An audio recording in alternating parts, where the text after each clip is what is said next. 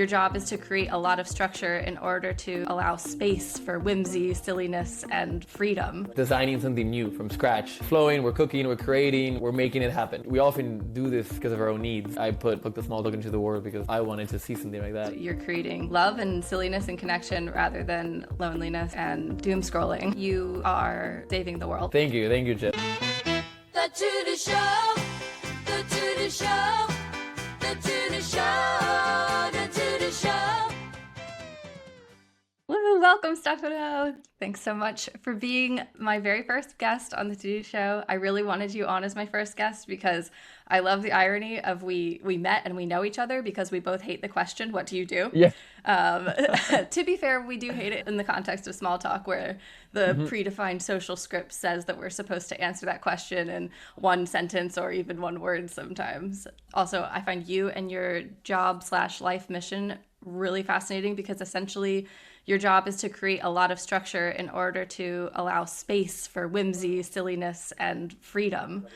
We also know each other because we are enormous fans of curiosity and questions, and that's what this show is really about. So I want all the deets, all the good, bad, ugly, beautiful, fascinating, boring aspects of what makes up what you do in a day. But first, I am going to start you off with a version of that dreaded question. In a few words, how would you describe what you do? But don't worry, we'll get into juicier deets. I thought it was going to be where I'm from. Well, thanks so much for having me, first of all. Honor to be your first guest. Love the idea of the show. I am an experienced creator that focuses on designing really cool, out-of-the-box events, experience gatherings that, most importantly, spark human connection and play. So yeah, I do that. I have this event in like 20 cities. I started in Berlin, and now awesome people like you and wonderful, curious souls are spreading the joy of the event and the power of the event. And yeah, 20 cities now. And then recently I've been partnering with content creators with large followings to help them grow and monetize their community through in real life experiences, community challenges, and just cool events. So there's a lot of potential there, especially for them to dive beyond the screen and actually get people together. But because they also have a lot of people to reach out to. So that's kind of what I do. That's awesome. Yeah, in a nutshell. Yeah, I feel like you are saving the world. Honestly, and that's not even an exaggeration or a grandiose statement. I think if as your mission spreads, just the more people will be the best version of themselves and turn to connection rather than doom scrolling and stuff like that. Yeah, it's just you're creating love and silliness and connection rather than loneliness and whatever bad stuff comes from that. So and it's a beautiful ripple effect. Thank you, Jen. I mean, takes one to know one. Thanks to people like you, right? It's like also who joined the fight. Hell yeah. So you sent me one of your example to-do lists from last week. I guess first I want to know, is this fairly representative of a typical day, or do your days really change dramatically? Honestly, I think it is. I mean, the first one, it was like a big one, and I think mostly yes. I have so many emails on my to-do list, surprisingly. I've noticed like every day, I'm like, oh, reply to XXX. I'm like, what? And I rarely have kind of actually surprisingly fun things on my to-do list. Yeah, I mean, well, that gets back to what I'm saying. Like, your job is to create structure in order to allow others to have fun. Not saying that your job is completely void of fun, but I think that's so interesting. And I'm curious about, like, overall in your life and day, how much time is spent kind of doing that creative brainstorming of how do I invent these silly things in my mind? What would work for connection versus like being really an organized taskmaster? It's very seasonal. It really, because I have, of course, fuck the small talk, but then when I don't do fuck the small talk, I'm working, for example, now with my friend / content creator Karam, and that's when I get to cook. And for me, cooking is like the most exciting part of my life. My work is like, cooking means like designing something new from scratch. Okay, what could we do together, and then just kind of brainstorming. And then I love to cook. I love to cook with people as well. Like when there's like a project involved that involves someone else, and we just kind of, we're flowing, we're cooking, we're creating, we're making it happen. And I love that. And I love to do that more regularly. I don't do that enough. Because you're creating all that structure for other people to cook in, really.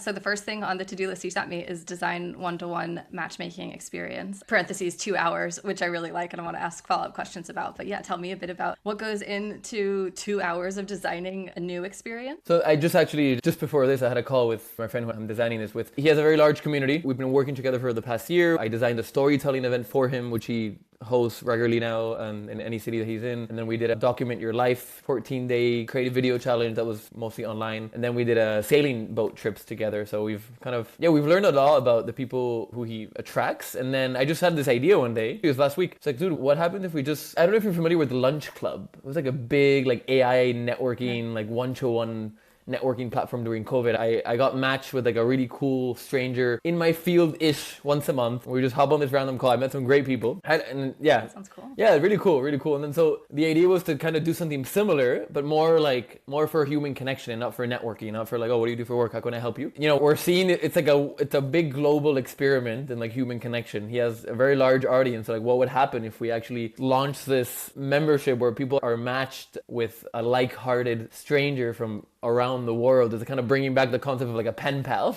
We started kind of playing around. He loved that idea. And then, you know, last week I sat down for the first time for like, I work in sprints, right? So it says 2 hours, but it was 2 sprints of 50 minutes. And in those 2 hours, I pretty much had the first draft, you know, the landing page, then then the experience as well. So it's going to be like a guided experience, not just like a call. It's like, there's like timers and like games and a little intro video on our behalf. It's very well designed. That's kind of that was the first thing on the list. And then just today I had a call with him, just talking about what happened. Yeah, just like bouncing back ideas and kind of presenting him with this experience, yeah. In a similar vein to what you were talking about during COVID, like it's, you are figuring out some of those matchmaking ingredients based on what you see in their vibe. Yes, it's similar. We have like a questionnaire to see like where people are at their life, what type of person you are. And then there's an AI that kind of like matches people. What's more interesting in this is really the experience of like hopping on a call, which is something was very missed in every other thing that I've taken, even Lunch Club or other stuff. Like it's always like you hop on a call and then there's like one question. It's not, there's no like experience, you know, where my focus is like, how do we make this really cool? So it's just, yeah, not awkward.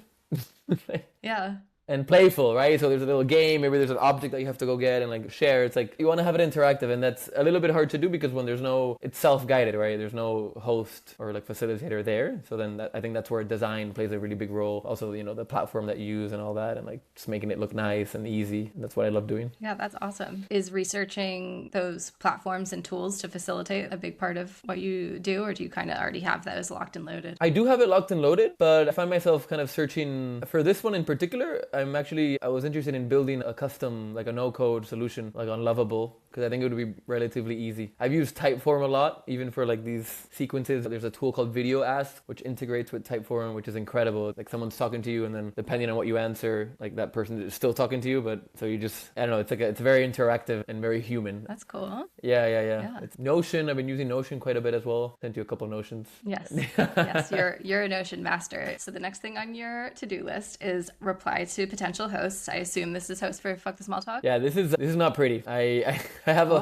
just have a backlog. I'm really bad with emails. Okay. I've had that on my list for a long time, and I'm sorry if you're watching this and I haven't replied to you. Right now, like the other day, I marked like unread, which I almost never do. I marked unread. So now I have a list of like, I don't know, 24 emails that I need to get back to. And a lot of them are from hosts. Most of them are from hosts who actually applied to cities that we already have a host. You know me, I put so much effort in, like, if people put effort in their emails, like, you know, fair for me to put equal effort, but I realize that it's very time consuming, and with the GIFs and with the personalization. So kind of trying to find a way of like to automate that a little bit more. So yeah, last week I took a good hour replying to as many as I could. I used chat to kind of like help me. I gave it kind of 2 structures, and I said, hey, like this is for someone who we're interested in. I of course read it, and then, you know, they kind of built a template for me. And now I'm using this tool called Lindy AI, which basically kind of reads the email and then kind of creates already like a draft reply for me. And then I go in, I read the email, and then I edit it. But already there's nice. Yeah. It's simple, but there's a draft, so it already kind of does like 60-70% of the work, and then I add my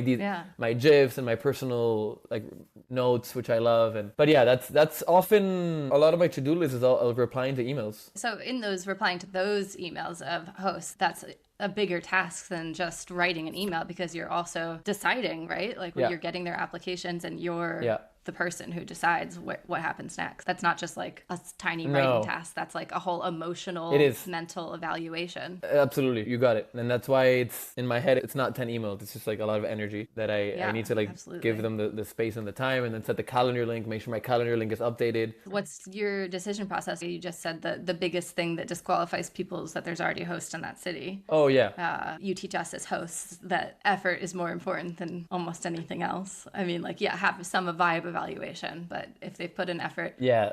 they're probably cool enough. Absolutely. The form is not the shortest form, and a lot of people do put unless I know, maybe I know someone and I say, hey, like, just for like admin purposes, I say just fill in the form, but you don't have to like spend too much time on it. But I've maybe hosted or facilitated with them. How do you decide who becomes a host? Assuming they don't already have the city. Like, maybe easier question is, how do you decide who doesn't become a host? We hop on a call. It's just a vibe check. I think the biggest criteria is actually how long they're planning to stay in the city, and if they actually have the time and energy to host regular events. Because experience is a plus, but I feel like that can be learned. Yeah. Like some hosts apply with like zero hosting experience, and others like they've been hosting for years. So obviously, if somebody has been hosting for years, then it's like really easy for me to make the call. And yeah, it's not like we have a river of applications every week. It's very 2 or 3, maybe a month even. Depending if I send an email, if I'm more active about it. But honestly, yeah, most hosts who apply, like if I have the capacity and there's enough spots in the cohort, they do get in. Yeah, I mean, it's a pretty self-filtering Yeah. thing, I think. The job in itself, and then that you do design good questionnaires that further make people evaluate their own selves. Like, is this a good fit? So I do love a good Typeform. I've been a Typeform user for almost like 10 years now. I once made them your Typeforms are dope. a rap video, like a customized rap video of me Unsolicited, just like as a thank you. No, actually it was a thank you, but also asking them for a discount. Oh, nice. Good. Did it work? I got it, yeah. And 5 years before that, or even 4 years, I sent them a love letter, and they gave me 1 free year of Typeform. Wow. Yeah. I love this. Yeah. They're also very expensive, Wow. by the way, so that's why. Yes. Yeah, I really needed that. I really needed that free year. That's awesome. I really like that in general. Yeah. I love that you do that. Yeah. All right. It's unexpected. That's why it's powerful. Well, usually. Absolutely. The next thing you have on your to-do list is message 2 different people about cards. Are these the fuck the small talk cards? Oh my god, they are. Because I also got your WhatsApp message, the inside scoop. So I'm aware that something is potentially coming down the pipeline. Tell me all about it. These 2 people in particular are people who have their own decks of cards. One of them in particular has a whole business around it. You know, he sells he sold more than 20,000 units. I met them both at this summit that I was in, this community. What summit? It's a community called Sandbox, and they have like a bunch of chapters around the world, Mavericks, Trailblazers, people doing life differently of all sorts of backgrounds, whimsical, playful, really cool humans. And it was my first summit, and I met them both coincidentally there. Very beautiful coincidence. My friend has been helping me with my new friend. He put me in touch with his factory. So I just got the email today actually. On the to-do list was like, hey, me reaching out because he offered the help. So I was like, okay, I need to reach out. And I got replies from both of them. So that's great. My sister helped me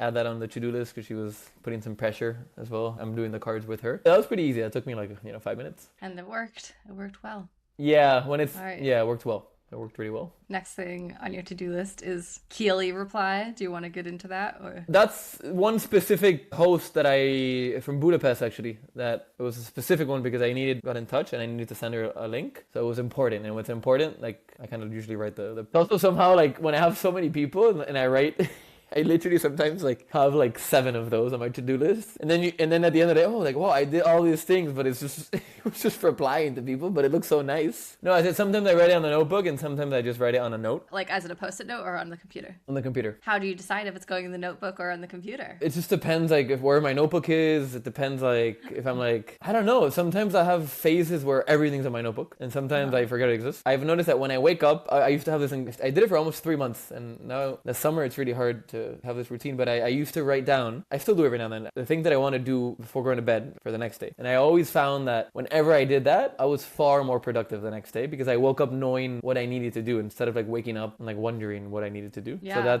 was super awesome. helpful for me, yeah. Does it also help quiet any mental chatter when falling asleep? Yeah, actually it does. But I have no issues. I'm a really, really good sleeper. Like I usually read before going to bed and like I sleep like a baby most nights. Nice, that's awesome. Yeah, really lucky for that. I want to get to stuff that's like doesn't make it to the to-do list, but that you need in order to be a functioning human. But let's finish because we have only two more items left. All right, right to Ben. Oh yeah. Ben is a good friend of mine. He's a men's coach as well. I wrote to him to follow up on. I sent him an invitation for this thing a while ago, and then I never sent him the link. So I was like, I mean, that's a whole other thing. But I'm starting this like little micro community for humans. It's called Humans Who Gather for now, or maybe LEG, the League of Extraordinary Gatherers. I like that. I think we're gonna go for LEG. Yeah, like.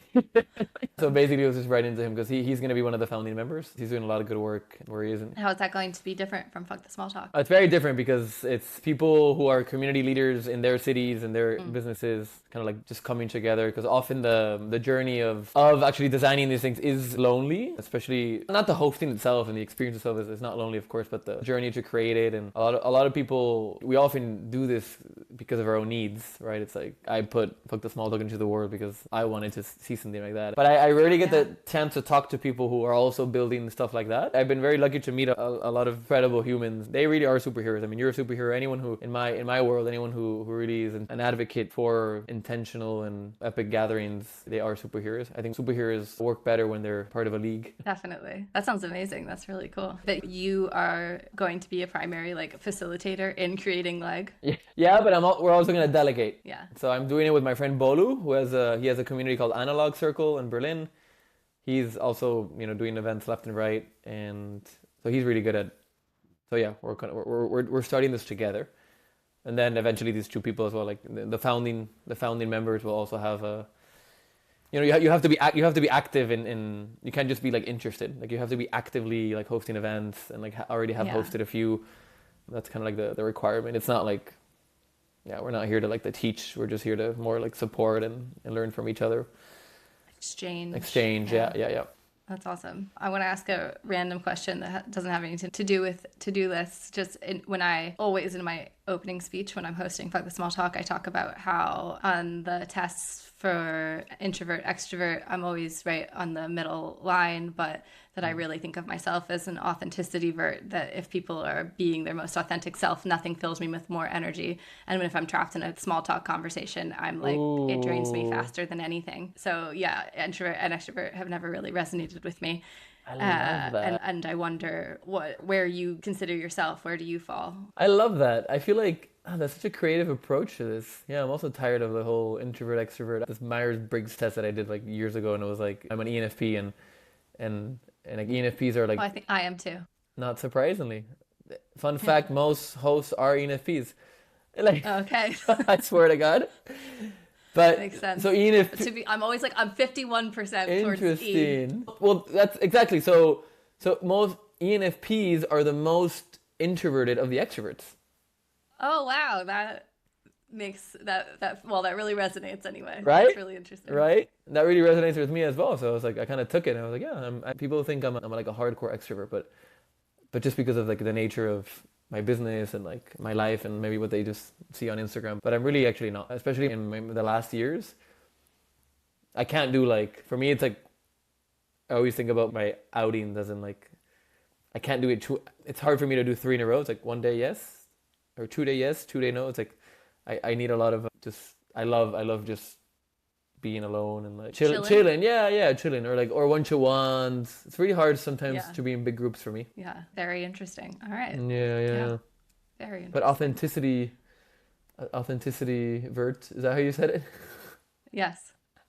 Yeah, you're right. In the end, it's an energy thing, right? It's all about the people. It's like big groups are not all the same.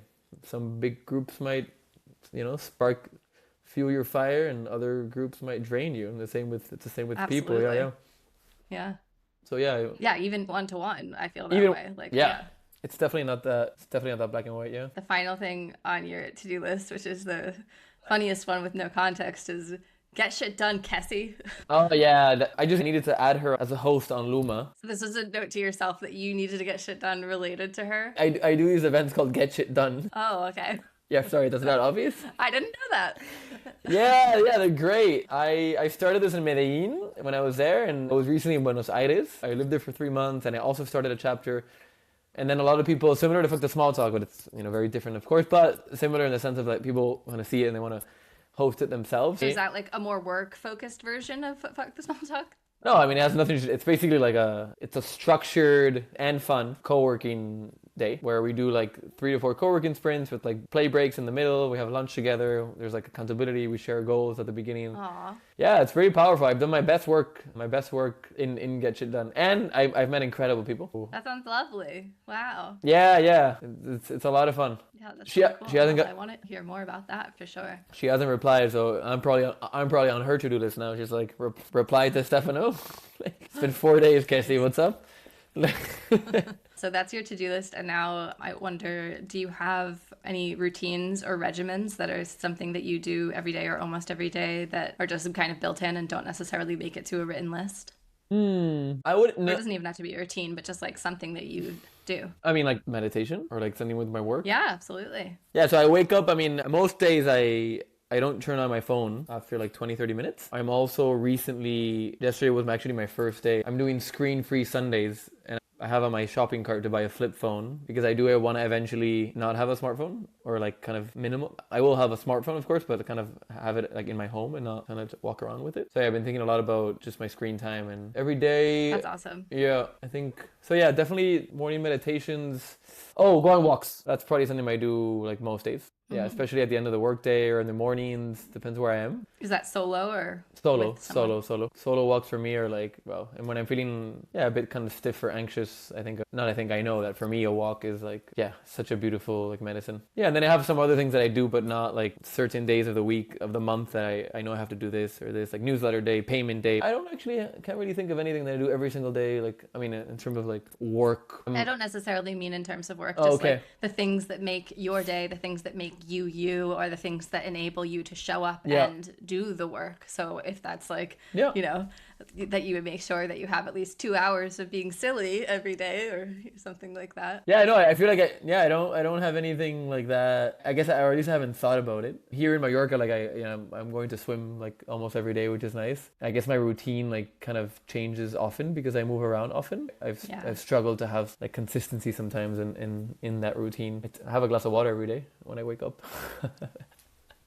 Nice. How about you? I feel like you have something like fun. Life in general, I have fun, and usually I'm in places where there's people, and I assume that we're somewhat similar. That like if there's at least 4 people in a room, I'm gonna make them play a game at some point. Like we're inventing a game, we're playing some type of game. I had friends over, and it was friends who were up for games, so it was just like belligerent amounts of games. It was like we slept and then we played games, and I mean like whatever weird improv games. I was having ChatGPT make up a lot of stuff. We were doing Mad Lib theater, where I would have ChatGPT like write us a Mad Lib in a script, and then we would all like act it out reading it for the first time. Highly recommend it. Oh my god, like, one of the best. Do you have a games list? of the modern age. Do you have a list of random games I invent? Yeah, I'd pay for that. But... If that was like on Gumroad for $10, I'd click that. All right, good idea. I click that button. Maybe you can design it, put it on the Epic Llama website. We go halvesies. I am happy to share the weird things I come up with for no problem. I'm serious. I love I feel like I don't have enough of those games that you can just like pull up that involve like zero materials or prep. One of the most common games that I play is called the Meow game, and it's where you meow the melody to a song. It's better with groups of people, and then the people are that once they figure it out, they begin with meowing along, and then they turn it into lyrics. And it's a pretty fun thing to see if people can catch the song, and you can do that anywhere. That's my best game for being in a long queue with a group of people. Like, yeah, you can just whip out the Meow game. Okay, I love that. The queue games, that's a whole genre. It is, isn't it? Is it not for you? Short games that you can play with strangers while waiting in line. Yeah. if they're up for it. I mean, yeah, I think that's probably one of my number one filters for like, are we going to be friends? Yeah. Is like, are you willing to play a weird game in front of other people who then think you're weird? If the answer is yes, we're best friends. If the answer is no, I'll see you later. 100% my filter as well. I should use it more often. For me, I usually do it like just with my humor and like some just bad jokes or like awkward moments, whether or not how much they embrace it or they shy away from the awkward moment. I think is a good filter as well. Yes, absolutely. Same here. Okay. Larry David energy there. Nice. My final written down question is, if you could see anyone's to-do list, who would it be? Whether that be a specific person or a job title, and from any time right now, 10 years ago, 5,000 years ago, no, you can think about it. Man, I guess, yeah, I mean, if you have to go all the way back, it's if I can see anyone's to-do list. I just thought about this guy. He's not really well known though. His name is Jesse Eisler, I think. I always like butcher his last name. Jesse Eisler. He's like the founder of this. He has this thing called Running Man, but he also has this company called like Big Ass Calendars. He's just like this adventurous entrepreneur, like making up his own rules, like living life weirdly and playfully. And he's someone I look up to quite a bit in the world of kind of, business and fun and just adventure. Like I learned this thing from him. It's not his idea, but it's this thing called, I think the Miyagi, something like that, which is like this Japanese, not a tradition, but it's a concept where like you have one big thing that kind of will determine your year, and having that every year. So, it can be a marathon, of course, but it can be launching a podcast. It can be going on a pilgrimage. It can be climbing a mountain. It can be, doing an Ironman. And I think about that a lot. And anyway, I just kind of love the way that he does business, and he just gets to have so much fun with it as well. And it's just like, I imagine, and he has so many different businesses, and like he's a speaker as well, and he's like, you see him talk, he has a family, and I don't know, it's very inspiring. I'd love to see like how he decides, like, because he has his toes dipped in like so many things. Yeah. So how does he prioritize? Like, like how many people does he have like helping him? Yeah, I'm curious. He's a pretty wild guy. I'd love to see his to-do list. Check him out, Jesse Eitzler, Itzler, I think. Oh, you butchered that last name. That's a lot of letters. Yeah. How about you? I mean, honestly, my script. answer is like literally everyone. That's why I'm starting a podcast about it, because I mean, I whenever I meet anyone, I mean, I guess the two genres for me are like a job that I'm like, I have no idea, or, well, I guess that's often the case, but kind of like a weird job that's not at all what I do, or a really high achiever in what I do. So like marketing, I think that's probably the most like honest, practical one, is like what is like a really successful marketer actually having on their to-do list, or even maybe even more than that, like an entrepreneur, somebody who's like writing their own rules, but still like kind of in the realm of marketing, but like really making a lot of money and having a lot of freedom. That's I'm really curious. How are you doing that? That's Jesse, or maybe like the mayor of like Tahiti. Like what is what is this person like up to? Yeah, that's interesting. Yeah, I have no idea what goes on a politician's to-do list. I am curious about that. Or like, I think public servants. I think maybe like people make their to-do list. Like they don't do the to-do list. They're served with a to-do list. Well, it was very awesome getting to learn the ins and outs of your to-do list. Is there anything else you'd like to add that we haven't covered? Or you want to do like a pitch for hosts to apply to Fuck the Small Talk, people to apply to Fuck the Small Talk? The floor is yours. Anything else you want to share with the to-doers? It's been great being here. If you are interested in human connection gatherings, if you want to bring Fuck the Small Talk to your city, if you vibe with anything that I said at all, just send me a message. Would love to connect. And you can find me at the Epic Host on Instagram, and my company is at epic.llama. Big fan of llamas, and that's pretty much it. Your handles and your website will be in the description, and your page on the website, thetodoshow.com. Nice. Thank you so much. Thank you for coming. Thank you for being my first guest. I'm your first. What an honor. I love that. Yeah, I told you. I sent you the voice message. I knew I wanted you to be my first guest. Thank you for coming. I'm Jen Tracy, and you've been watching The To-Do Show. If you're curious about how other people tackle their days, and honestly, who isn't, there's another conversation right here that'll probably surprise you. Go check it out. And here's something interesting. There's actually research showing that people fall into 8 distinct patterns when it comes to how they organize their lives. Productivity and psychology experts like Adam Grant and Gretchen Rubin have been studying this for years. We built a quiz based on that research, and people keep telling us it's weirdly accurate. It takes about 5 minutes, and you'll understand why certain systems work for you and why others never stick. Head to thetodoshow.com or check the link in the description to take the quiz. And please, please, please hit subscribe, and you can check that off your to-do list.